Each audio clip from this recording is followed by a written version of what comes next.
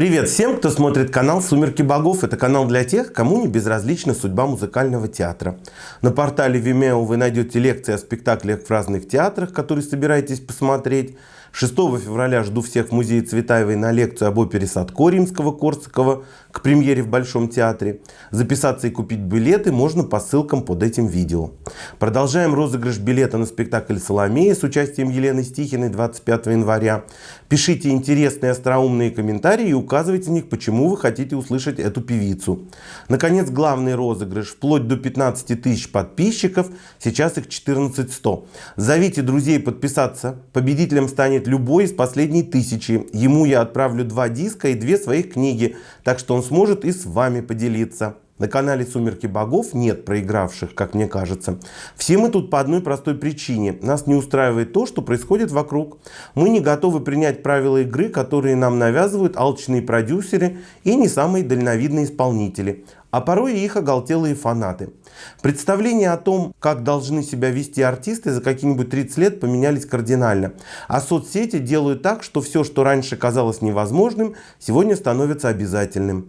Вот последний скандал с Михаилом Плетневым в Перми показал, что люди готовы прощать людям, которых они считают гениальными, просто человеческое хамство. Причем скандал на этот раз был мелкий, не то чтобы очередное обвинение в педофилии в Таиланде.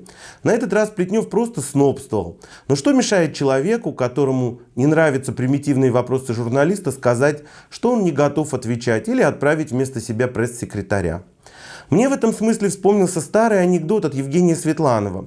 Приехал он когда-то в глубинку на гастроли, после концерта банкет на обкомовской даче, выпивали, как водится, за народ. А когда закончилось, секретарь обкома говорит: мы вокруг дачи солдатиков поставили. Знаете, народ у нас такой. Вот мне эти гастроли по России Плетнева тоже живо напоминают это высокомерное отношение к людям из провинции. Но оказалось, что этого снобского музыканта самые гадкие фанатки, которые прямо твердят как по писанному. Он гений, к нему надо применять другие рамочки. С позиции гения он никого не обидел.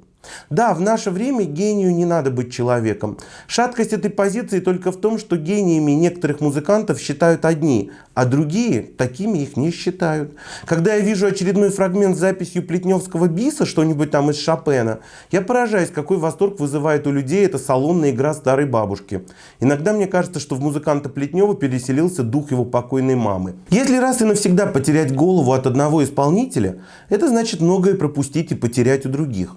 С такой логикой вчерашнее открытие сезона в театре Ла Скала тоже подходило под эпохальное, гениальное, а значит, артистам можно было все. И если ты не пожалел несколько тысяч евро, а билеты на 7 декабря стоят как никогда дорого, то ты, конечно, стараешься накрутить себе кайфу, ну хотя бы на 1000. А если начать разбираться в деталях, глядя по трансляции, то на ум приходят разные неприятные мысли. Меня, кстати, недавно обвинили в том, что я уже мало критикую того же Курензиса. Да, это правда, мне надоело говорить и приводить одни и те же логические доводы из ролика в ролик. Ведь артисты тоже ничего не меняют в своих интерпретациях. Зачем же мне повторяться? Это такой сериал, его надо смотреть с самого начала. Вот и вчера Facebook напомнил мне пост 2-летней давности, когда Нетребко с мужем дебютировали в Ла Скала в Андре Шенье, а у меня еще не было блога. Не могу его не привести здесь, потому что мало что поменялось. Ну только что старика Нетребко не было на этот раз. Он сейчас штурмует МЭД в «Пиковой даме». Если честно, слезы наворачиваются, слезы радости. Поди же, не только у нас ерунду выпускают оперные театры. Этот спектакль по понятным причинам напомнил мне Лейли и Меджнун в Баку в 90-е. Примерно та же эстетика, те же сценические решения. Кто сейчас вообще так позорно ставит? Режиссеры и сценографы на мыло. И герои себя так же ведут. Главное, Траумпарк, как говорят в Германии, вообще мало на сцене отличается от своего обычного поведения в гала-концертах. Скажем честно, у этого тенора не было никаких шансов, если бы не штамп в паспорте. Но он хотя бы пыхтит и старается. Мадам Айвазова же даже не пытается изображать игру. На лице уставшее выражение, сейчас опять 2 часа автографы раздавать, а хочется пожрать. Пожрать, кстати, это слово из ее лексикона, а не моего, слышал не раз. И что это за пение примадонны, середина провалена, все занижает и укрупняет, как и в Зальцбургской Аиде, поет только шеей и нижней челюсти. Видно, что партия до конца не впета, что сложно и низко. Ну да, даже в интервью сказала в перерыве, что арию проще петь. Целую оперу сложнее, ясен пень. В общем, Ласкала вновь доказал, что там и с деньгами, и с мозгами плохо. Господин Перейра, интендант, когда машинками пишущими торговал, кажется, лучше справлялся. Пока новые смыслы создают в других театрах, здесь пытаются обслужить не самых умных примадон. Это текст двухлетней давности. И за 2 года ничего не изменилось. А стало даже хуже. В этот раз примадонна сначала с трудом сомкнула связки в знаменитой арии Висидарты, а в конце 2-го акта и вовсе пробормотала не тот текст. И эта ее ошибка разошлась уже и по твитам, и по фейсбукам итальянских меломанов. Видео показывает, что она сама поняла, и коллега ее Люка Сальси понял, что попали в просак благодаря тому, что мадам Примадонна, уже, кстати, спевшая эту партию в МЕД, интересно также, так и не доучила ее. Оправданием всего этого безобразия, конечно, могла служить увлеченность образом, погружение в него. Но крупные планы в трансляции никогда не идут нетрепко на пользу. Всегда очевидно, что она поверхностно относится к тому, что делает. Давит актерски, но почти всегда бессмысленно. Мне ее исполнение в «Тоске» живо напомнило фильм «Любовь и голуби», где героиня Дорошиной убивается, плачет, но не забывает спросить дочь: «Людка, поросям-то задала?»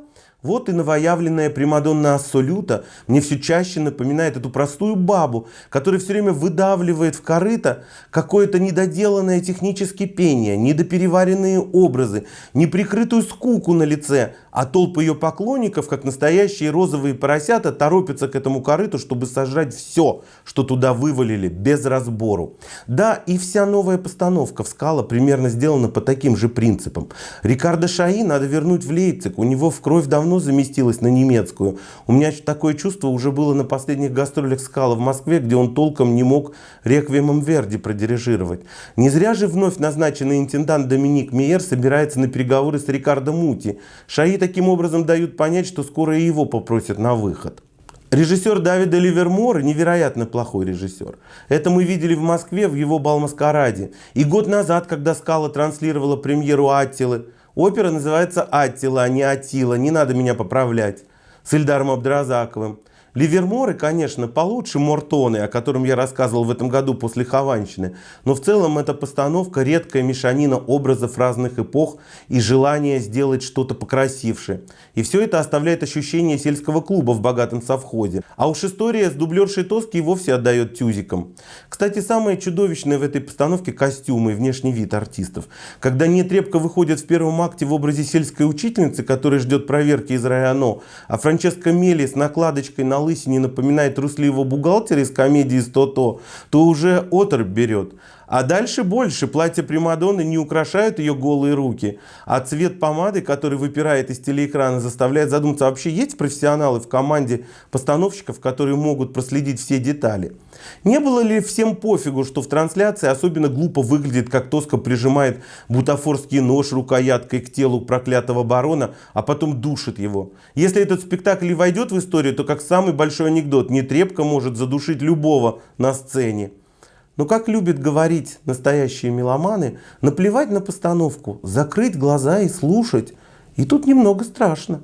Театр Ла Скала, главное событие сезона, Тоска Пуччини, а слушать-то некого. Нельзя же считать правильным итальянским пением вот это бесконечное форте Мели или Сальси, который явно не дорос до драматического звучания Скарпия.